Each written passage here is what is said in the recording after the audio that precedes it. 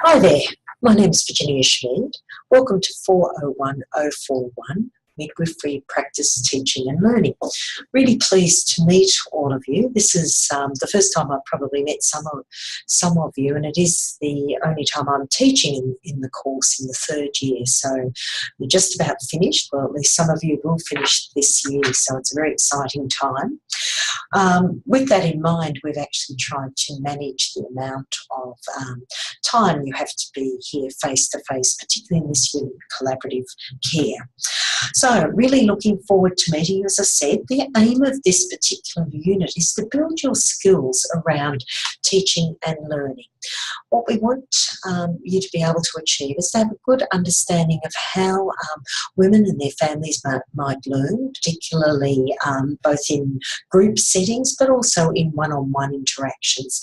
You might often be in a position where you want to try to help somebody to see something in a different way, to nudge them along a little bit, to encourage them to learn something new that may make a difference to their health outcomes or their baby's health outcomes. And so we're going to discuss the skills and techniques you might do that.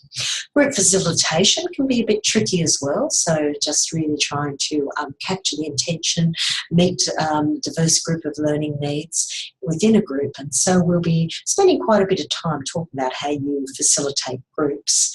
The second component of this is how you learn as a student. So thinking about yourself as a learner, and we get you here to particularly think about your learning in the clinical environment.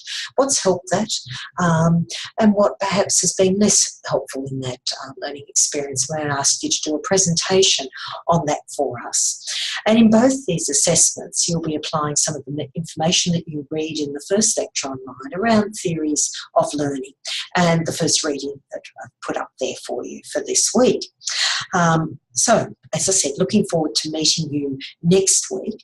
Probably the most important thing you can do in preparation between now and next week is to have a really good think about where you'll be able to do some observations of antenatal or postnatal groups, childbirth and parenting groups, whatever forum. It might be ABA, it may be your community child health centre where child and family health nurses facilitate parenting groups, and of course the childbirth and education programs at the hospital. You're going to be required to observe about 8 hours of that. So typically that's one program, maybe a 6-hour on the weekend and another 2 hours somewhere else. But the key thing about the assessment is that you're going to compare different facilitation styles. So think about trying to obtain a little bit of diversity for that. Do you have a read of the guidelines in the unit outline in relation to that, and send me any questions you have. Alternatively, we'll discuss it in detail in the first week.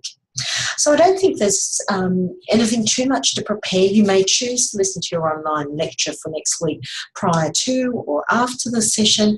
That's up to you. Sometimes people find it more helpful afterwards because of the focused discussion we had during the session, and you can see how you're going to start to apply the things you listen to in that lecture online.